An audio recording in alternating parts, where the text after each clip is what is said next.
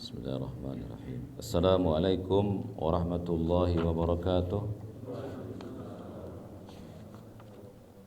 Alhamdulillahi rabbil alamin. Wassalatu wassalamu ala asrafil anbiya'i wal mursalin wa ala alihi wa sahbihi ajma'in. Amma ba'du. Para jamaah sekalian, jamaah salat subuh Masjid Al-Bidayah yang semoga Allah Subhanahu wa taala rahmati. Kita berdoa kepada Allah dengan nama-nama Allah yang indah dan sifatnya yang mulia, agar Allah menerima amal salat subuh kita dan juga Allah menerima amal saudara kita yang dia ambil. Semoga Allah menjaga ruhnya, memberikan kepada ruhnya air embun, kesejukan dan keridhaan Allah Subhanahu wa taala.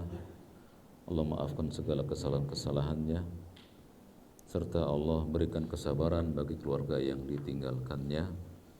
Dan kepada kita berdoa kepadanya dengan doa yang diajarkan Nabi yang mulia sallallahu alaihi wasallam. Allahumma ighfir lahu warhamhu wa'fi wa'fu anhu.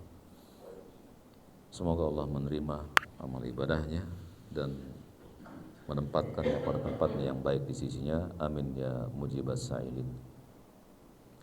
Hadirin sekalian, kita lanjut kepada pembahasan kitab Al-Bidayah fi Ilmi Al-Aqidah, yaitu pembahasan awal atau dasar-dasar tentang ilmu akidah. Dan sudah kita bahas pada pertemuan yang lalu apa itu akidah, serta kita juga sedikit membahas tentang siapa penulis kitab tersebut yang Allah berikan kepadanya karunia mampu memberikan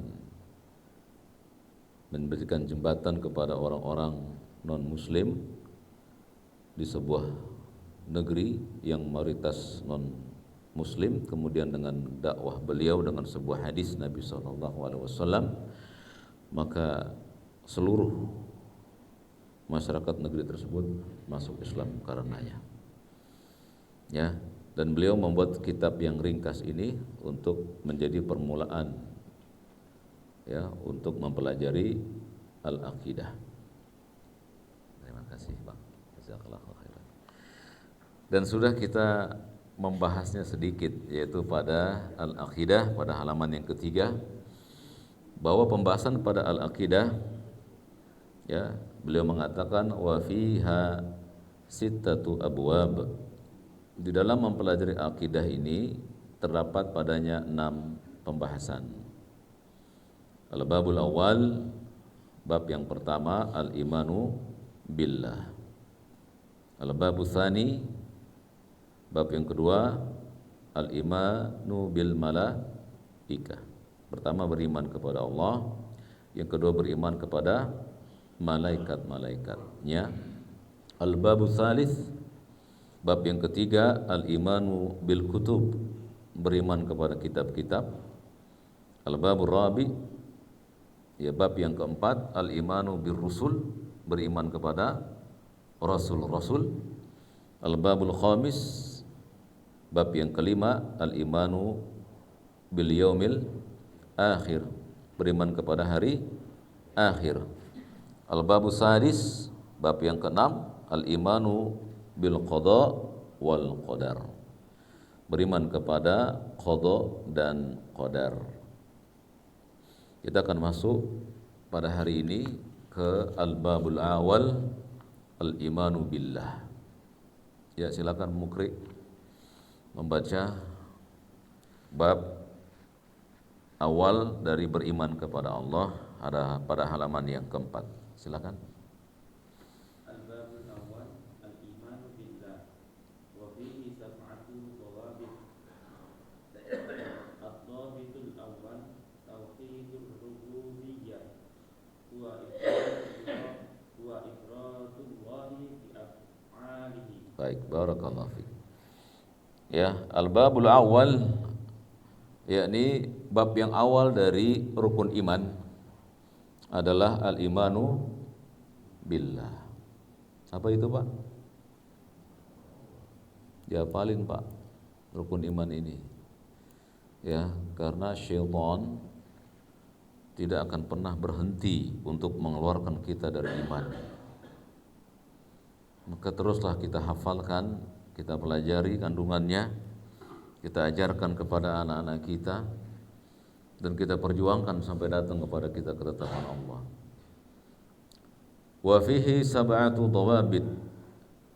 Di dalam pembahasan beriman kepada Allah ada 7 pembahasan yang ditulis oleh muallif, oleh penulis kitab, yaitu Syekh Wahid bin Abdul Salam Bali rahimahullahu taala. Beliau mengatakan ad-dhabitul awal, dhabit yang pertama atau pokok-pokok yang mesti diketahui sebagai awal ilmu tentang beriman kepada Allah adalah tauhidur rububiyah, yaitu mengesahkan Allah pada rububiyahnya. Kemudian beliau mengatakan huwa ifradullahi bi af'alihi. Yang dimaksud dengan tauhid rububiyah adalah mengesahkan Allah pada perbuatan Allah. Kita tahu bahwasanya Allah Subhanahu wa taala memiliki perbuatan. Apa perbuatan Allah, Pak? Di antaranya yang Bapak tahu. Perbuatan Allah yang Allah lakukan terhadap semua kita ini. Menciptakan alam semesta. Itu perbuatan Allah. Kemudian apa lagi? Kira-kira? Matahari dan bulan. Apalagi Pak Agus kira-kira? Memberikan rezeki. Itulah perbuatan Allah. Di antara perbuatan-perbuatan Allah adalah itu. Namun sebelum masuk ke dalam ini, sedikit kita tambahkan bahwasanya beriman kepada Allah, asas yang harus dipahami adalah bahwa Allah itu ada.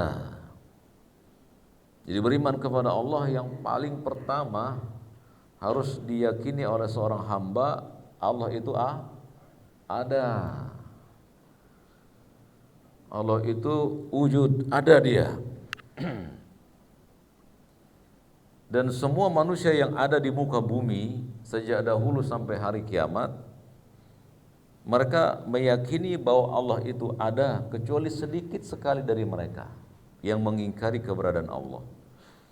Siapa kaum yang mengingkari keberadaan Allah? Pak Harto, siapa kaum yang mengingkari bahwa Allah itu ada? Apa nama kaum itu? Atau agama apa itu? Yahudi, Pak. Hah? Yahudi. Apa? Dauli. Orang Yahudi. Oh, Yahudi. Yahudi meyakini keberadaan Allah. Ada satu kaum yang tidak meyakini keberadaan Allah, ateis. Ateis adalah satu kaum dari kaum-kaum yang ada di atas muka bumi Allah yang tidak meyakini Allah ada. Oleh karenanya para ulama menjelaskan tentang ateis ini, Pak. Karena mereka mengingkari keberadaan Allah, maka ulama menulis sebuah kisah yang menarik. Seorang ateis bertemu dengan seorang muslim. Kata si ateis, "Wahai muslim, apakah engkau percaya Allah itu ada?" "Iya." Dengan tegas dan penuh keyakinan, sang muslim berkata, "Allah itu ada." Lalu si ateis berkata, "Apakah engkau pernah melihatnya?" "Tidak." Ucapkan alhamdulillah. Ayo, alhamdulillah. Semuanya, yarhamukallah. Balas lagi, Pak. Yahdikumullah wa yuslihu balakum. Satu masjid, Pak, mengucapkan antum semoga dirahmati oleh Allah. Jadi kalau kalian bersin, sebutkan alhamdulillah. Biar semuanya baca yarhamukallah. Satu masjid ngedoain, Masya Allah. Ya, Pak Sugino. Jadi si ateis bertanya kepada muslim, "Apakah engkau pernah melihat Allah?" "Tidak." Lalu si ateis berkata lagi, apa engkau pernah mendengar Allah? Tidak. Apakah engkau pernah meraba Allah? Tidak. Kata si muslim, kalau engkau nggak pernah melihatnya, nggak pernah mendengarnya, nggak pernah merabanya, bagaimana engkau yakin Allah itu ada? Ya kan? Logis apa enggak? Logis Pak, ini syubhat namanya. Kerancuan pemikiran yang dihembuskan oleh ateis. Tapi si muslim ini belajar Pak. Makanya antum harus giat belajar. Harus. Apalagi di akhir zaman. Syubhat itu menyambar, kerancuan, keraguan terhadap keimanan menyambar setiap hari. Di rumah kita ada ginian nih, apa namanya? Dalamnya ada TikTok, ada YouTube, ada snack video, isinya apa saja. Yang benar banyak, yang nggak benar banyak juga. Ya, maka sang muslim yang belajar berkata kepada orang ini, apakah kamu punya akal? Punya. Dengan sigap dia mengatakan, saya punya akal. Apakah kamu pernah melihatnya? Tidak. Apakah kamu pernah mendengarnya? Tidak. Apakah kamu pernah merabanya? Tidak. Lalu bagaimana kamu yakin kamu berakal? Maka hancurlah keimanan si ateis ini. Ya tidak? Ya. Jadi Allah itu ada tidak? Ada. Dan keberadaan Allah nggak boleh ditunjukkan dengan akal yang sakit, mesti akal yang sehat. Ya, keberadaan Allah itu nggak mesti dijadikan adanya jasad atau zatnya itu di hadapan kita. Tapi orang yang berakal ketika ditanya apakah Masjid Al-Bidayah ini ada dengan sendirinya atau ada yang menciptakannya? Ada yang menciptakannya. Apa ujuk-ujuk antum tinggal di sini, pluk gitu, ada Masjid Al-Bidayah? Kan nggak ada. Ada tukang yang membuatnya, membangunnya. Antum punya motor, punya mobil di rumah, punya handphone. Apakah datang dengan sendirinya handphone tersebut? Tidak. Maka setiap sesuatu ada yang menciptakannya. Makanya Allah mengatakan dengan dalil nakal, am khuliqu min ghairi syai', apakah sesuatu itu atau mereka ini mereka tercipta dengan sendirinya, enggak ada sesuatu yang menciptakan mereka. Jadi orang-orang ateis itu dibalas oleh Allah dengan surat At-Tur ayat yang ke-35, am khuliqu min ghairi syai', apakah mereka itu diciptakan tanpa ada yang menciptakan? Am humul khaliqun, atau mereka menciptakan diri mereka sendiri?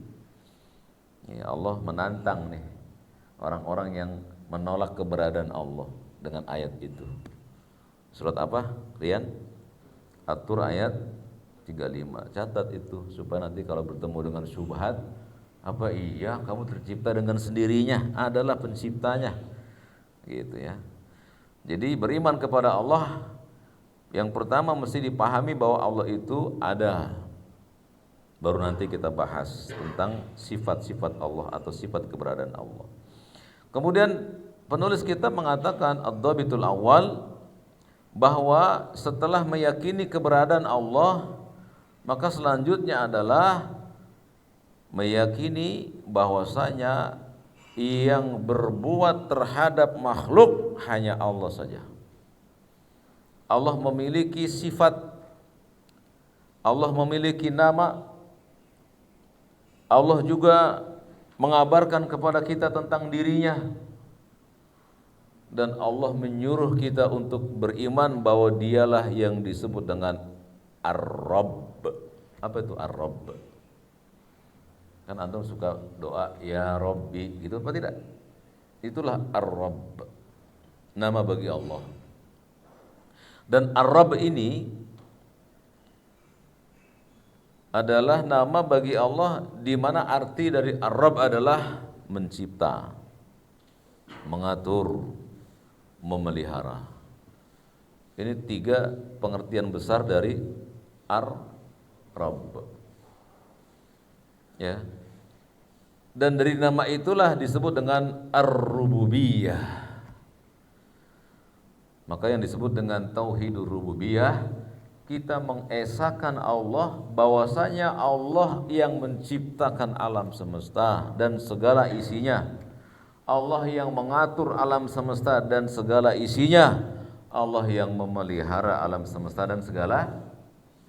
Nah, kalau antum tahu Pak kaidah ini, satu saja kaidah ini, bahwa Allah yang mengatur alam semesta, yang menciptakannya, yang memelihara, maka tidak ada zat selain Allah yang memelihara, mengatur alam semesta.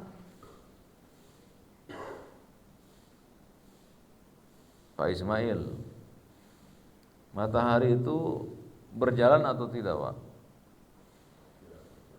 Bergerak kan ya? Bergerak. Siapa yang mengaturnya? Allah. Bintang-bintang Pak Darmawan di atas langit, ya, ditempatkan dengan sebegitu indahnya, ya. Kemudian Allah jadikan dia sebagai pelempar syaitan. Wa ja'alaha rujuma syayatin, kata Allah. Itu siapa Pak yang mengaturnya tuh Pak Darmawan? Bintang-bintang di atas langit yang bertebaran, siapa yang mengatur? Air Pak, air laut dengan ombak-ombaknya yang kecil, bahkan ombaknya yang besar, siapa yang mengatur? Kalau kalian tahu Allah yang mengatur, nggak ada apa-apanya tuh Pak dengan segala roro dan riri, tahu? Nggak ada yang menguasai air kecuali Allah Subhanahu wa Ta'ala. Jadi jangan permisi kalau lewat pantai, permisi Majelis Al-Bidayah pengen lewat sini, pengen berenang, nggak perlu izin kalian dengan mereka. Siapa yang mengatur air? Yang mengatur debit air yang turun, yang mengatur air berombak besar dan kecil, hanya Dia, Allah Subhanahu wa Ta'ala. Makanya seorang muslim tinggal di mana saja, tamasya di mana saja, yang dia lakukan apa? Keluar dari rumahnya, bismillahi tawakkaltu 'alallahi la haula wala quwata illa billah. Selesai. Dia sampai ke pantai, mandi, ya cukup aja bismillah nyebur, selesai. Enggak usah permisi saya mau mandi di sini ya. Kita meyakini Allah yang menguasai perairan, Allah yang menguasai udara, Allah yang menguasai pegunungan. Kalau antum hiking khairul, nggak usah numpang-numpang, ya saya pengen naik gunung ini, gunung Salak, saya pengen naikin antum. Baik penunggunya izin saya pengen naik, nggak perlu. Muslim itu sedikit berbicaranya, karena dia tahu ucapan itu yang boleh keluar adalah ucapan yang benar. Adapun ucapan yang batil nggak dikeluarkan oleh seorang muslim. Jadi ketika antum sampai ke daerah tertentu, gunung yang indah, pantai yang bagus, ya, nikmatilah, bersyukurlah kepada Allah. Shadaqallahul azim. Maha benar Engkau, hai Allah yang maha agung. Kau atur air sedemikian rupa. Dengan rasanya yang apa Pak Agus? Air laut. Siapa yang garemin? Pak Habib. Gampang bagi kita kan beriman kepada Allah. Jika antum beriman kepada Allah dengan kaidah yang sahih, maka antum gak takut tuh dengan yang namanya al-jin. Al-jin itu makhluk Allah yang tidak kelihatan. Tapi al-jin itu makhluk atau pencipta Pak Harto? Makhluk. Kalau dia makhluk boleh gak diibadahi Pak Syukur? Boleh gak diminta tolong? Enggak boleh. Ada dalilnya kok larangan meminta tolong kepada mereka. Ya, jadi jin itu makhluk Allah, tidak boleh diberikan ibadah. Malaikat, Pak Ismail, malaikat itu makhluk Allah bukan? Siapa penghulu para malaikat yang disebut Ruhul Kudus? Jibril.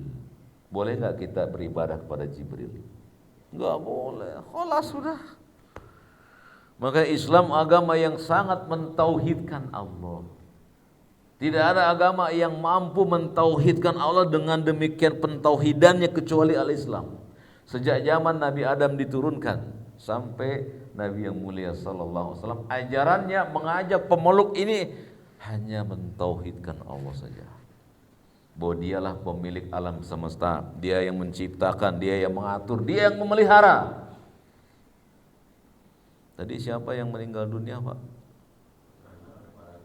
Putranya para Rajab. Dialah Allah yang menghidupkan dan memati. Allah berfirman dalam surat Al-Mulk, "Alladzi khalaqal mauta wal hayata liyabluwakum ayyukum ahsanu." Dialah Allah yang menciptakan kematian dan kehidupan untuk menguji kalian. Mana di antara kalian yang bagus amalnya? Lihat, Allah ciptakan kehidupan dan kematian. Jadi dalam kehidupan kita, kematian dan lahir itu hal yang biasa. Enggak ada yang spesial.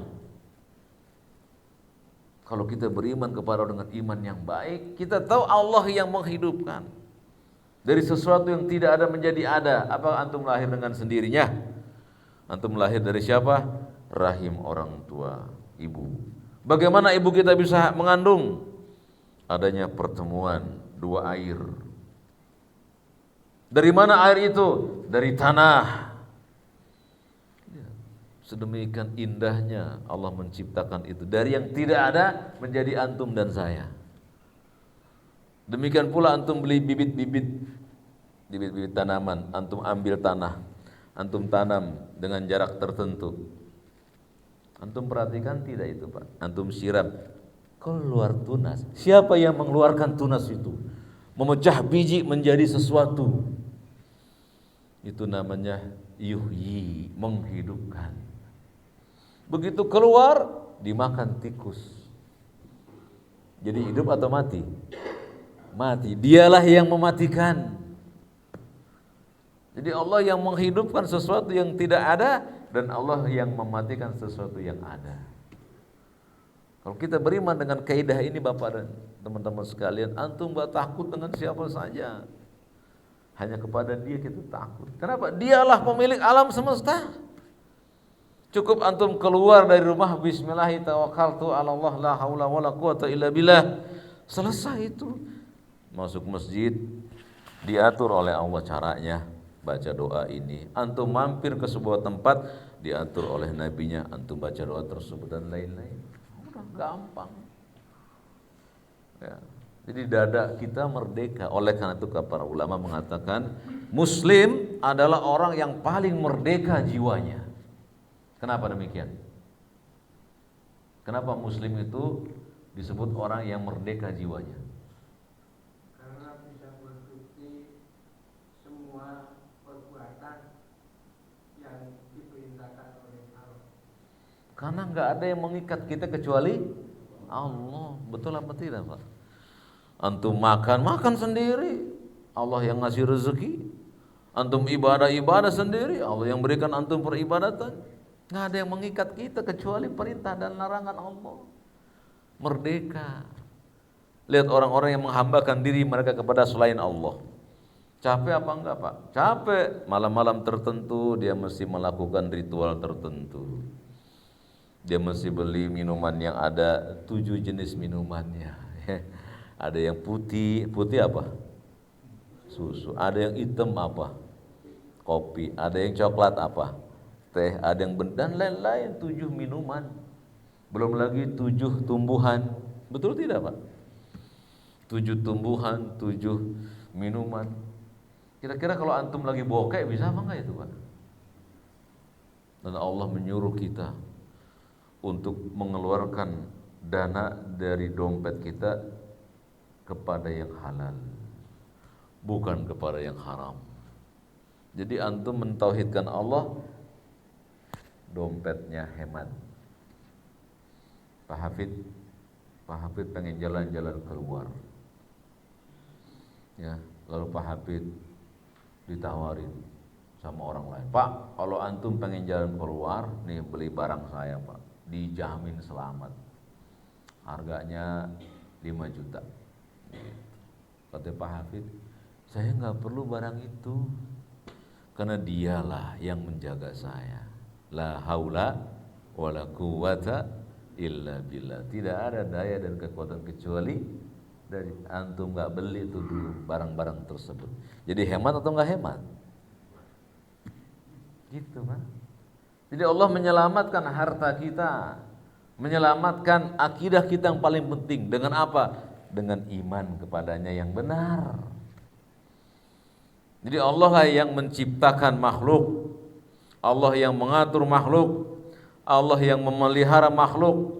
Pak Nur, kalau benar alien ada, alien, tahu alien yang wajahnya lucu-lucu kayak gitu, dan kendaraannya Pak, apa tuh paling cepat? Apa namanya? UFO. Kalau itu benar-benar ada Pak Nur Hamid, siapa yang menciptakan alien?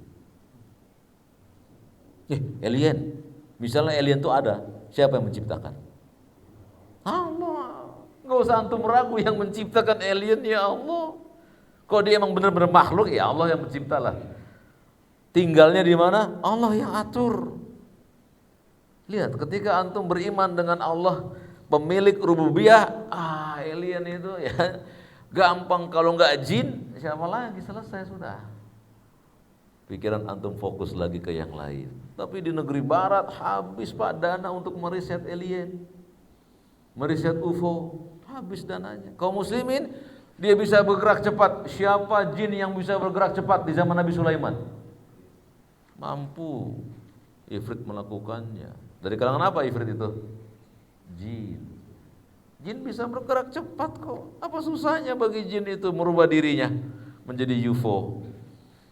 Bahkan kata Nabi SAW itu, para jin mampu merubah dirinya menjadi anjing hitam, ular. Ya, dan Allah kabarkan itu kepada kita. Itulah tauhid rububiyah. Artinya kita hanya boleh meyakini bahwa yang menguasai perairan, menguasai daratan, menguasai pegunungan, udara, pepohonan, seluruh makhluk hanya Allah tabaraka wa ta'ala. Ya, jadi kalau Pak Harto jalan-jalan Pak ke Laut Selatan, ya pakai aja baju hijau nggak apa-apa. Kan dilarang pakai baju hijau di sana. Antum jangan yakini Pak. Tidak boleh ada syarat jika syarat itu bertentangan dengan kitabullah. Ya, tapi jangan coba-coba antum ke sana pakai baju hijau, tapi hati antum belum mentauhidkan Allah. Nanti kalau apes akhirnya membenarkan si Roro itu Pak. Gitu. Ya. Jadi bagusin dulu akidah kita kepada Allah. Kita enggak menyekutukan Allah, kita yakin Allah itu pemilik rububiyah. Ya, siapa yang menurunkan hujan Pak Agus? Siapa yang menghentikannya? Siapa yang memindahkannya? Antum sudah tahu, jadi enggak perlu lagi orang-orang lain yang tukang-tukang nyari-nyari hujan. Mintalah kepada Allah. Bukankah Nabi berdoa kepada Allah, Allahumma aghisna, Allahumma aghisna, Allahumma aghisna. Turunlah hujan, mutirna bi fadlillah wa bi rahmatih. Kami diberikan hujan atas karunia dan rahmat Allah. Kita baca doanya apa? Allahumma shayyiban, ya Allah berikanlah aku hujan yang bermanfaat. Selesai sudah. Lagi-lagi Allah semuanya Pak. Jadi kalau kita beriman dengan Allah, kita yakini Allah ada. Yang kedua, kita beriman bahwa Allah pemilik rububiyah. Dia yang menciptakan, dia yang mengatur dan segalanya. Apa dalil yang antum sudah hafal tentang rububiyahnya Allah? Al-Fatihah ayat yang kedua. Apa? Baca coba Al-Fatihah yang kedua Pak Ismail. Alhamdulillahi Rabbil. Itu dia Ar-Rabb. Segala puji bagi Rabb semesta alam. Itu dia. Rabb semesta alam diartikan dalam Al-Quran itu Tuhan semesta alam. Enggak cukup. Rabb semesta alam adalah zat yang menciptakan, mengatur dan memelihara. Ya, tapi kalau buat terjemahan ya boleh-boleh saja. Ya, jadi Allah lah zat yang menciptakan semesta alam, mengatur, memelihara. Pak Watin kan? Betul. Antum tahu Pak virus corona? Tahu kan ya? Siapa yang menciptakan? Nah, halas sudah. Kaum muslimin itu mesti yakin Pak. Setiap makhluk Allah yang menciptakannya. Udah tenang saja. Kalau kita kena sakit Pak Khairul, kita kena sakit, siapa yang izinkan antum sakit? Siapa pula yang mengizinkan antum sembuh? Jadi Ibrahim berkata kepada kita, idza maridtu wa huwa yashfin. Kalau aku sakit, dia yang menyembuhkan aku. Coba begitu tergantungnya Nabi dan pengikut mereka kepada Allah, beriman dengan Allah dengan rububiyahnya. Allah yang menurunkan sakit. Allah turunkan obatnya tidak? Pada Ramawan, Allah turunkan penyakit, Allah turunkan obatnya tidak? Allah turunkan obatnya. Tapi kenapa kita berobat belum sembuh? Allah belum cocokkan ikhtiar kita dengan penyakit. Maka terus minta pada Allah. Dan Allah ingin kalau sakit kita belum sembuh, Allah ingin kita menangis, merengek-rengek, ya Allah sembuhkanlah aku. Dan itu sesuai dengan firman Allah. Ya.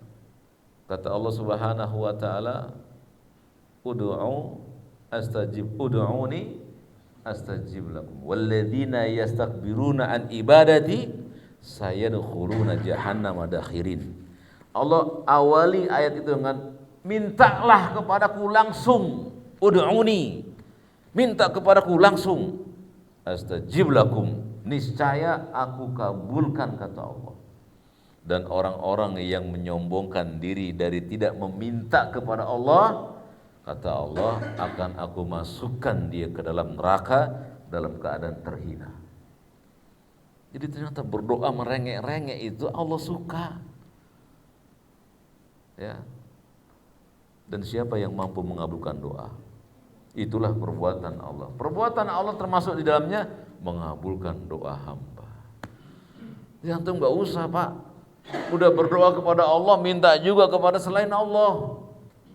Ya Allah berikan aku rezeki, nggak sabar dia cari tempat-tempat yang khusus bisa mendatangkan rezeki. Waliyadzubillah.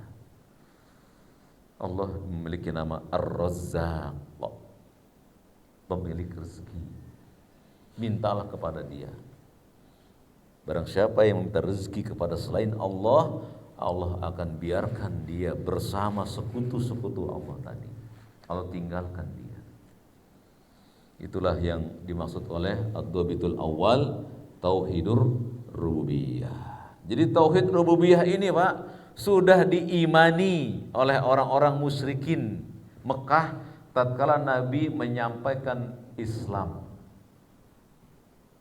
Ya, dalam ayat Quran disebutkan bahwa apabila Muhammad bertanya kepada mereka, siapa yang menurunkan hujan?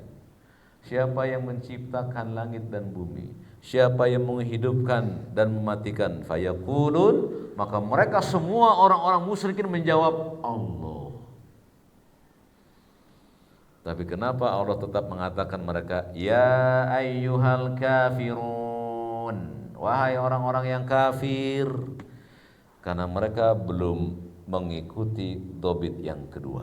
Silakan dhabit yang kedua.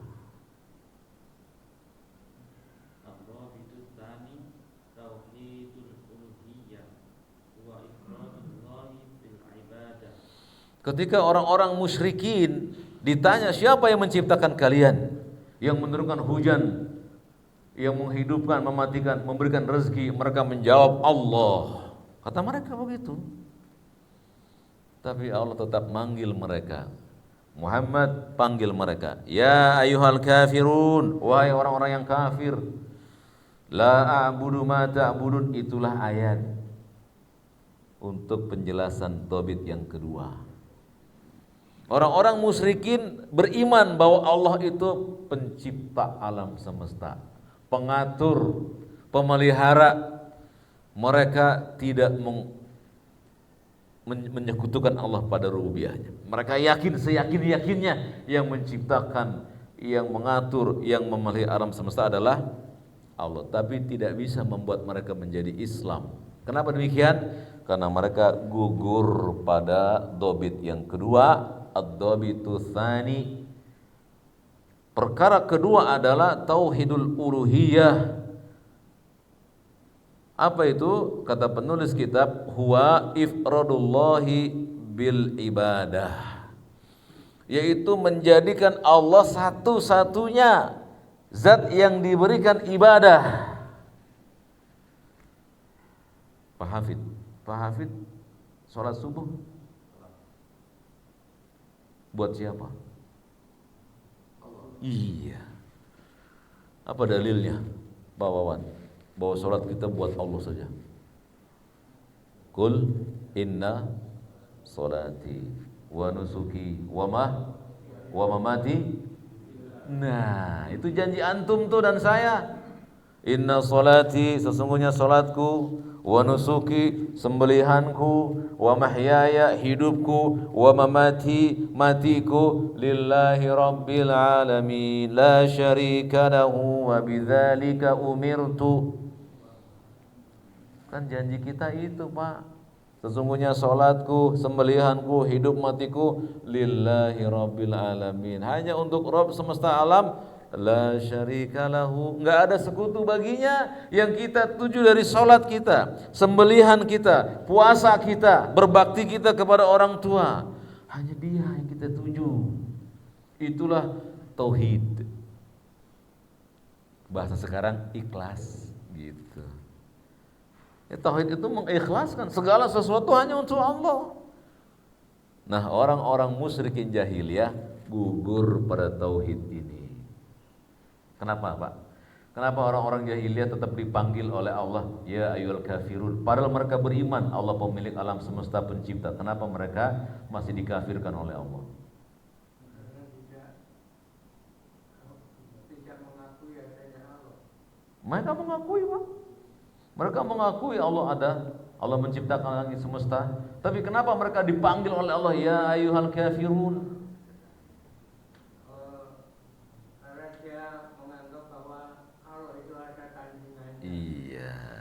Karena mereka melakukan perbuatan menyekutukan, makanya Allah panggil ya ayyuhal kafirun. Lanjutkan, la a'budu. Nah, itu dia tuh, Pak. La a'budu ma ta'budun. Aku tidak menyembah dengan apa yang kamu sembah. Kita tidak menyembah sesembahan yang mereka sembah. Apa sesembahan mereka, Pak Watin? Orang-orang musyrikin zaman Nabi, apa yang mereka sembah? Berhala. Ya. Mereka tahu Allah itu yang bernama Allah. Mereka tahu, Pak. Lalu mereka bikin yang di bumi namanya Al-Latta. Dibuat berhala disebut Al-Latta. Mereka tahu Allah memiliki nama Al-Aziz. Tapi mereka bikin juga di bumi Al-Uzza. Lata dan Uzza disembah oleh mereka. Gitu, Pak. Jadi mereka beriman Allah di atas tuh. Allah pemilik alam semesta, pencipta, pengatur. Mereka beriman tapi enggak memasukkan mereka ke dalam Islam. Maka semua kita harus tahu. Sekedar kita mengatakan ya saya beriman Allah di atas langit, saya beriman Allah pencipta, tapi dia masih meyakini ada Tuhan selain Allah, enggak bisa menjadikan dia muslim. Sampai dia berserah diri, tidak ada zat yang diibadahi kecuali Allah saja. Maka dobit yang kedua, ad-dobitu tsani, dobit yang kedua, perkara yang kedua, tauhidul uluhiyah adalah tauhid uluhiyah, tauhid ketinggian, yakni menunggalkan Allah dalam perkara ibadah. Pak Darmawan, kalau Pak Darmawan korban hewan kurban, buat siapa hewan kurban itu, Pak? Ketika antum niat saya korban ini, iya, apa dalilnya? Ayo dong, kita bertahun-tahun ini, Pak, korban. Ya, dalilnya surat Al-Kautsar, Pak, yang pendek itu. Fasholli, iya, maka sholatlah dan menyembelihlah li rabbik. Fasholli li rabbika wanhar, atau fasholli wanhari li rabbik. Ya, maka sholatlah, menyembelihlah hanya untuk Tuhanmu. Itu dia tauhid uluhiyah. Oleh karena tauhid uluhiyah ini semua perkara ibadah, Pak. Khairul, apa yang dimaksud dengan ibadah itu? Apa? Doa itu bagian dari ibadah. Siapa lagi? Pak Harto, apa jenis-jenis ibadah? Sholat, bagus. Pak Sugino, apa ibadah itu? Atau apa jenis ibadah selain doa, sholat, apa lagi? Menyembelih, Masya Allah. Menyembelih ibadah. Jadi nggak boleh antum meniatkan sembelih ini buat ya, yang nungguin jalan jati. Yang nungguin jalan jati Hansi, Pak. Ini buat yang nungguin rumah saya. Ya, saya sembelih hewan kurban ini lillahi ta'ala. Bismillahirrahmanirrahim atau bismillahi Allahu Akbar. Sembelihannya sah. Ya, karena ada, Pak, di sebagian tempat mereka menyembelih dengan menyebut nama seseorang. Aku sembelih demi fulan. Sembelihannya bangkai. Atau dia takut kalau dia nggak menyembelih hewan akan ada bala. Dia sembelih untuk meminta keselamatan dari penunggu tempat tertentu. Maka sembelihannya haram. Perbuatannya dosa besar yang membawa pelakunya kufur kepada Allah Subhanahu wa taala. Jadi menyembelih harus dengan nama Allah. Niatnya harus karena Allah. Sholat harus karena Allah. Pak Subono bentar lagi puasa. Pak Subono puasa apa enggak? Bertahun-tahun puasa kan? Karena apa? Karena Allah. Bukan karena enggak enak sama yang muda-muda. Enggak boleh kita puasa karena enggak enak sama mertua, sama anak, sama tetangga. Enggak boleh, itu namanya syirik. Menjadikan tujuan ibadah kepada selain Allah. Kan gampang tuh tauhid ya. Udah dua tuh, Pak. Ya, jadi tauhid yang kedua adalah tauhid uluhiyah, yaitu mengesahkan Allah, menjadikan Allah hanya yang diberikan ibadah. Dan ibadah itu ada padanya 3 perkara. Takut, cinta, harap. Kalau antum takut kepada Allah, cinta kepada Allah, harapnya kepada Allah, mesti lebih besar dari takut dan cinta harap kepada makhluk. Contoh, kita takut, Pak, dengan Nyi Roro Kidul sebagai sosok jin. Takutnya kita kepadanya nggak boleh menjadikan takut kita dengannya setara dengan takut kita kepada Allah. Tidak boleh. Barang siapa yang takutnya kepada jin sama dengan takutnya kepada Allah, musyrik. Hanya sebatas takut saja, Pak. Kenapa demikian? Karena takut yang mensejajarkan ketakutan itu dari makhluk kepada Allah diiringi pengagungan. Khairul, antum takut enggak dengan anjing? Takut, tapi enggak diagungkan anjing itu. Kalau antum takut kepada jin, diagungkan tuh takutnya. Ya tidak? Dikasih apa? Dikasih sesembahan.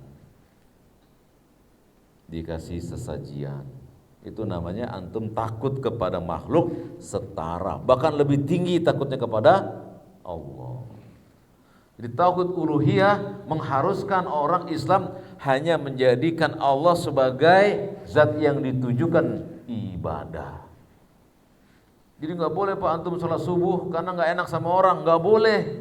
Harus karena Allah, Allah yang memanggil saya. Lalu bagaimana memahami bahwa saya mengerjakan amal ibadah ini hanya untuk Allah? Siapa yang tahu?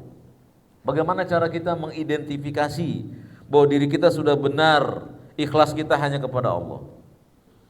Misalnya Rian pengen puasa. Ditanya, Rian, kamu puasa buat siapa? Buat Allah. Mana buktinya? Garuk-garuk kepala dia. Gimana ya? Masa dikasih, Pak, resep oleh para ulama. Catat boleh. Harus dicatat sebetulnya, Pak. Yang disebut dengan ikhlas atau menunjukkan ibadah itu hanya kepada Allah ada 2 rukun. Rukun yang pertama ada dalilnya dari Allah Subhanahu wa taala atau dari nabinya yang mulia sallallahu. Yang kedua, dia berharap balasannya hanya dari Allah. Pak Hafid salat subuh. Yang disebut dengan sholatnya Pak Hafid ikhlas itu apabila Pak Hafid tahu 2 perkara. Bahwa sholat itu ada nggak perintahnya dalam Al-Quran? Ya ayyuhalladzina amanu aqimus sholat. Kemudian Nabi menyuruh bahwa sholat itu yang pagi-pagi ketika fajar sodik namanya sholat subuh. Ada dalilnya. Yang kedua, Bapak yakin bahwa ketika Bapak sholat itu ada balasannya dari Allah. Dan hanya mintanya kepada Allah balasan itu. Apa balasan sholat, Pak? Inna sholata tanha. Sesungguhnya sholat itu mencegah pelakunya dari perbuatan keji dan munkar. Oh ini dia. Oke, kalau gitu saya sholat. Itu dia ikhlas, Pak. Ini kalau sekarang antum ditanya gimana sih ikhlas? Ya ikhlas lah pokoknya. Ya, atau Pak Supono kalau ditanya, Pak Supono kemarin ngasih saya aqua ini ya. Iya, ikhlas enggak? Ikhlas saya. Belum tentu ikhlas. Karena ikhlas bukan amalan lisan. Ikhlas amalan hati. Makanya mesti kita tahu rukunnya. Yang pertama ada dalil yang mensyariatkannya. Yang kedua kita meminta balasannya hanya kepada Allah. Yang ketiga, silakan.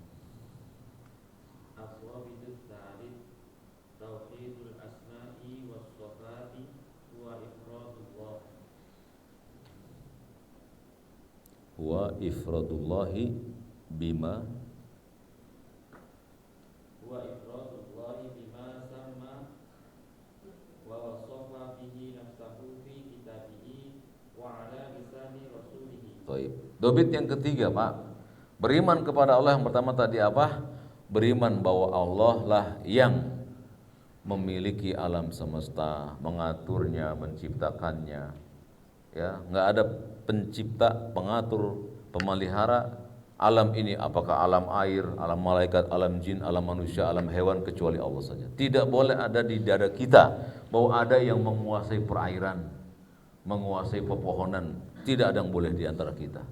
Itu iman kepada Allah yang pertama. Yang kedua, iman kepada Allah adalah Allah pemilik ibadah. Di antum berbuat riya nggak boleh, Pak. Ya. Jadi kalau antum lagi sholat sendiri, Allahu Akbar, alhamdulillahirabbil alamin. Kalau ada nepak, alhamdulillahirabbil alamin, dibagusin sholatnya, Pak. Kalau lagi enggak ada yang lihat itu, Pak. Kalau pengen sedekah cari yang lecek. Nah, ini dia nih, yang 2.000 lecek. Begitu ada yang moto dikeluarin, yang 50.000 lama lagi masukinnya ke tanah.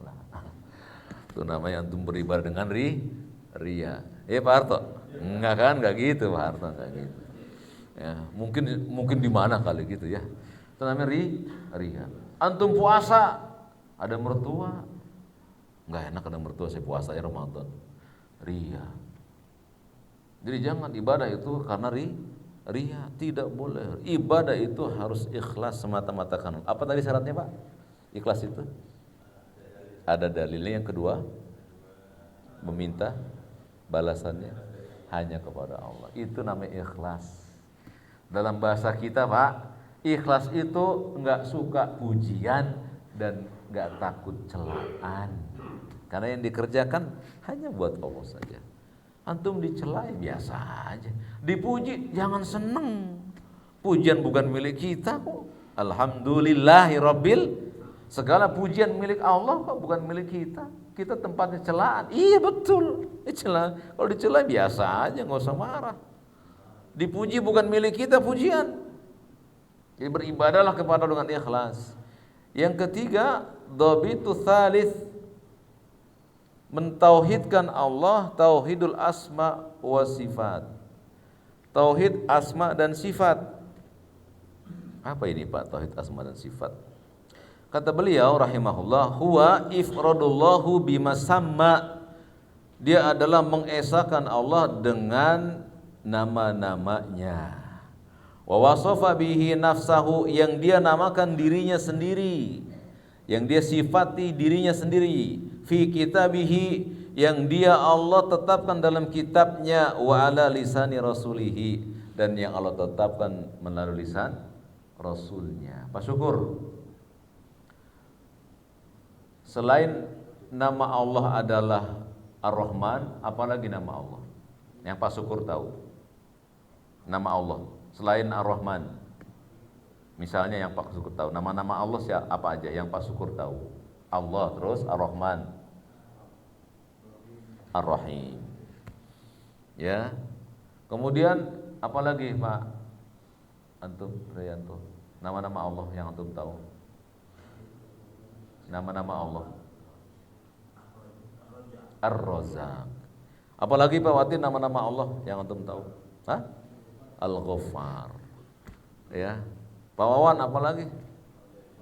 Udah tadi Al-Ghaffar. Al-Wahhab. Betul Al-Wahhab. Rian? Hah? Al-Hayyu. Ya, itu nama-nama Allah. Dan kita baca dalam surat Al-Hasyr, ya tidak? Wal Malikul Quddusus Salamul Mu'minul Muhaiminul Azizul Jabbarul Mutakabbir. Ya tidak? Al-Khaliqul Al-Bari wal Musawwir. Itu nama-nama Allah yang Allah cantumkan di kitabnya. Au wa ala lisani Rasulillah. Kata Nabi yang mulia, demi zat yang jiwaku berada di tangannya. Siapa itu? Allah. Jadi boleh mengatakan demi zat yang jiwaku berada di tangannya. Ya, demi Tuhannya Ka'bah. Siapa Tuhannya Ka'bah? Allah. Jadi boleh menyebut Allah dengan demi Tuhannya Ka'bah. Maksudnya demi Allah. Demi zat yang jiwaku berada di tangannya. Waladzi nafsi biyadihi. Nabi sering menyebut itu. Jadi gunakanlah nama-nama Allah yang Allah sebutkan nama itu untuk dirinya dalam Al-Quran maupun dalam As-Sunnah. Allah memiliki sifat apa Pak Otin? Ketika Allah memberikan kepada kita kecintaan, Allah memiliki sifat apa itu? Ar-Rahim atau Ar-Rahman. Allah punya sifat itu Pak. Setiap nama mengandung sifat, tapi tidak setiap sifat menjadi nama bagi Allah. Al-Malik, sebagian ulama mengatakan Al-Malik ini bukan nama bagi Allah, tapi sifat. Karena kalau itu nama bagi Allah, enggak boleh diberikan kepada makhluk. Kalau diberikan kepada makhluk, mesti dikasih nama depannya Abdu. Makanya ada penjaga neraka namanya, siapa tadi? Malik. Kalau Malik itu nama Allah, nggak mungkin dipakai untuk makhluk Allah. Boleh nggak menyebut Allah keren? Nggak boleh Pak, nggak beradab kepada Allah Subhanahu Wa Taala. Jangan sifati Allah dengan sifat yang kita sifatkan ke makhluk. Itu namanya kita nggak beradab kepada Allah. Sifati Allah dengan apa yang Allah sifatkan bagi dirinya, baik dalam kitab sucinya atau melalui hadis Nabi yang mulia sallallahu alaihi wasallam. Kata Nabi yang mulia Pak, sesungguhnya Allah cemburu dengan seorang hamba yang bermaksiat kepadanya. Allah memiliki sifat cemburu. Allah berfirman, ghairil maghdubi alaihim. Apa artinya? Bukan jalan orang-orang yang engkau murkai. Allah memiliki sifat murka. Tapi semua nama dan sifat-sifat Allah tidak boleh kita samakan dengan makhluk. Pak Sugino, Allah mendengar tidak? Allah melihat tidak? Pak Sugino mendengar tidak? Melihat tidak? Apakah boleh menyamakan mendengarnya Allah dengan mendengarnya Pak Sugino? Tidak boleh, karena Allah berfirman walam yakullahu, tidak ada yang setara dengan Allah. Enggak boleh menyetarakan Allah dengan makhluk. Makhluk bisa mendengar, bisa melihat, tapi tidak boleh pendengaran makhluk dan penglihatan makhluk disamakan dengan pendengaran dan penglihatan. Itu adab kita kepada Allah. Jadi jangan sifati Allah dengan sifat yang melekat pada manusia. Papit, keren, wibawa. Jangan disebutkan untuk Allah itu. Kalau kita ingin mengatakan Allah itu yang disifati oleh manusia keren, Nabi mengatakan Innallaha jamil. Apa itu? Sesungguhnya Allah Maha Indah. Gitu bilangnya, Allah Maha Indah. Jangan kita sebut keren. Karena Allah memiliki sifat Maha Indah, Al-Jamil. Ya tidak, nabinya yang mengatakan. Maka sifati Allah dengan apa yang disifati Allah melalui kitab sucinya atau melalui hadis nabinya yang mulia. Bisa Pak Syukur? Bisa.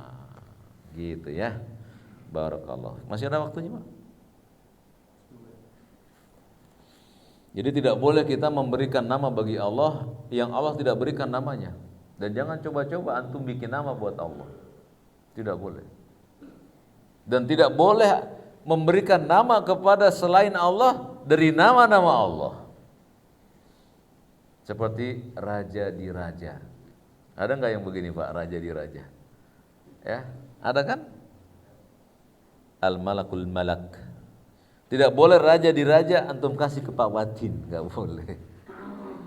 Itu ada di mana tuh raja di raja? Malaysia ya, raja di raja kan? Nggak boleh Pak. Jadi nama yang raja di raja hanya untuk Allah semesta alam. Makanya Allah nanti Pak di hari kiamat Allah kemudian menggulung. Allah menggulung dengan sifatnya Pak. Apa sifat Allah? Menggulung langit dan bumi dunia dengan tangan kanannya yang mulia. Antum jangan tasbih tuh. Cukup? Iya, sudah cukup. Itu mazhab Ahlussunnah. Bahwa Allah memiliki tangan sesuai dengan apa yang Allah sebutkan dalam kitab sucinya dan yang disebutkan oleh Nabi SAW. Allah berfirman dalam hadis qudsi, sesungguhnya aku akan gulung langit dan bumi dunia dengan tangan kananku. Lalu aku memanggil mereka, Ainal Malak? Mana raja-raja yang sombong itu di dunia? Mana manusia yang sombong itu? Kata Allah, Ana Malakul Malak. Sesungguhnya aku adalah raja di raja. Gitu. Jadi nggak boleh memberikan nama yang Allah miliki kepada makhluk. Kalau ada makhluk yang pengen kita namakan dengan nama Allah, mesti dikasih nama Abdu. Allah memiliki nama tadi apa? Ar-Rahman. Kalau Pak Syukur punya cucu, pengen namakan dengan Ar-Rahman, mesti pakai Abdu. Jadinya Abdurrahman. Antum namanya siapa? Siapa? Akhyar. Muhammad Akhtar. Alhamdulillah. Misalnya antum pengen namain Aziz gitu ya. Maka dikasih depannya Abdu, jadinya Abdul Aziz. Misalnya antum pengen namakan anak antum As-Samad, yang maha makhluk bergantung, dikasih Abdu jadinya Abdus Samad. Misalnya antum Pak Harto pengen punya cucu namanya Kudus, boleh nggak? Nggak boleh, mesti kasih Abdul Kudus gitu Pak. Ya, jadi nggak boleh kita memberikan nama Allah untuk makhluk, dan nggak boleh memberikan nama makhluk untuk Allah. Demikian pula sifat-sifat Allah. Ya, jadi antum menangis kepada Allah, ya Allah, Engkaulah yang maha mendengar. Maka dengarkanlah doaku dan jadikan Asmaul Husna bukan untuk wirid. Karena Allah yang berfirman, lillahi asmaul husna fad'uhu biha.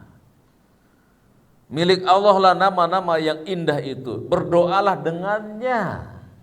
Jadi nggak boleh antum baca ya Allah, ya Rahman, ya Rahim, ya Aziz, ya Jabbar, ya nggak boleh, karena nggak Nabi contohkan itu. Yang Nabi contohkan ya Hayyu ya Qayyum bi rahmatika astaghits aslih li sya'ni kullah. Habis baca ya Hayyu ya Qayyum, ya Jabbar, sebutkan doa antum. Bukan dipakai sebagai wirid. Tidak ada satu hadis pun dari Nabi SAW bahwa Asmaul Husna dipakai untuk wirid, yang ada dipakai untuk berdoa. Siapa yang antum dan saya contoh? Kalau Nabi aja nggak kita ikutin, siapa yang mau kita ambil sebagai contoh? Nabi tahu tidak Asmaul Husna. Keluar dari lisan beliau, barang siapa yang bisa menghafal 99 nama dari nama-nama Allah. Lihat, Nabi sebutkan nama-nama Allah 99 itu. Tapi kenapa beliau tidak pernah mengambil sebagai wirid? Ya Aziz, ya Jabbar, ya Malik. Nggak ada dari hadis, nggak ada hadis satupun tentang wiridan dari yang ada Nabi berdoa dengan Asmaul Husna, ya Hayyu ya Qayyum birahmatika astaghits, wahai zat yang maha hidup yang berdiri sendiri mengurus makhluknya, birahmatika astaghits, dengan rahmatku aku beristighosah. Aslili sya'ni kullah, perbaiki diriku, jangan kau tinggalkan diriku walau sekejap mata saja. Lihat ada doanya di situ, Pak. Ya Rahman ya Rahim. Jangan sampai situ. Ya Rahman ya Rahim, engkau maha pengasih lagi maha penyayang, berikan aku kasih dan sayang kepada keluargaku. Antum minta tuh habis menyebut Asmaul Husna, antum sebut permintaan antum. Maka kata Nabi, doa itu naik ke langit dan didengar. Nanti akan kita bahas pada bab tawassul. Namanya tawassul bil amal sholih atau bi asma wa sifatillah. Ya, jadi Allah memiliki nama. Berapa nama-nama Allah, Pak? Itu yang boleh dihafal. Namun Allah memiliki nama yang tidak terhitung jumlahnya. Nabi kita yang bersabda, sesungguhnya aku meminta kepadamu wahai Allah dengan nama-namamu yang ada pada sisimu yang tidak kau sebutkan di tengah makhlukmu. Jadi yang kita hafalin 99, Pak. Tapi nama Allah enggak boleh dibatasi dengan 99. Karena ada nama Allah yang Allah enggak sebutkan. Kenapa Allah enggak sebutkan? Wah, kalau ngaji di sini ditanya mulu supaya enggak ngantuk, Pak. Kenapa Allah enggak menyebutkan nama-namanya kecuali 99? Siapa yang tahu? Kenapa Allah tidak menyebutkan semua nama-namanya? Allah menyebutkan 99 saja. Kenapa? Siapa yang tahu? Itulah rububiyahnya Allah. Allah punya hak tidak untuk menetapkan dirinya? Ya, Allah punya hak. Allah menetapkan dirinya, yang kalian hafal 99, yang aku simpan lebih dari itu haknya Allah, rububiyahnya Allah. Bisa dipahami teman-teman? Barakallahu fiik. Habis waktunya. Baik, kita habis pada di mana Pak Nur? Pada dobit yang ketiga, pada tanggal 17 bulan 11 ya. Diingat ya teman-teman ya. Kan nanti ujiannya ada pilihan ganda dan esai. Udah saya siapkan ujiannya, Pak. Yang hadir jangan enggak datang ya. Yang hadir datang aja enggak apa-apa, Pak. Terus enggak apa-apa. Nanti enggak, tapi jangan bahas bisbus, pisang rebus, jangan. Udah enggak zaman lagi kalian. Udahlah mendingan buka ini. Hah? Itu kancing, jangan ya. Itu metode lama. Mendingan antum enggak tahu. Tulisnya wallahu a'lam gitu. Ya? Barakallahu fikum. Demikian teman-teman sekalian, semoga bermanfaat yang tiga ini ya. Berarti beriman kepada Allah yang pertama apa? Tauhid rububiyah. Beriman bahwa Allah adalah pencipta, pengatur dan pemelihara. Yang kedua, beriman kepada Allah dengan uluhiyahnya, yaitu menjadikan Allah sebagai satu-satunya zat yang diberikan ibadah. Yang ketiga, beriman kepada Allah dengan tauhid asma wa sifah, yaitu menjadikan Allah sebagai satu-satunya zat yang memiliki nama dan sifat yang Allah namakan dirinya dan sifati dirinya yang tertera di dalam kitab sucinya maupun dalam lisan nabinya yang mulia sallallahu alaihi wasallam. Demikian yang bisa saya sampaikan. Nanti kita lanjut kepada dhabitur rabi, al-imanu bi sifatillahi min ghairi tahrif. Jadi enggak boleh, Pak, ketika mengatakan Allah itu mendengar. Mendengar. Kalau Allah mendengar berarti Allah sama dengan makhluk. Kalau gitu saya ganti aja, mendengar itu berkuasa. Ini namanya tahrif. Tidak boleh. Tidak boleh mengganti sifat-sifat Allah dengan tahrif, mengganti maknanya. Nanti kita bahas pada pertemuan yang akan datang. Aqulu qouli hadza wa astaghfirullahaladzim li wa lakum wa lisairil muslimina min kulli dzambin fastaghfiruhu innahu huwal ghafurur rahim. Kita tutup dengan kafaratul majelis. Subhanaka Allahumma wa bihamdika asyhadu an la ilaha illa anta astaghfiruka wa atubu ilaik. Wassalamualaikum warahmatullahi wabarakatuh.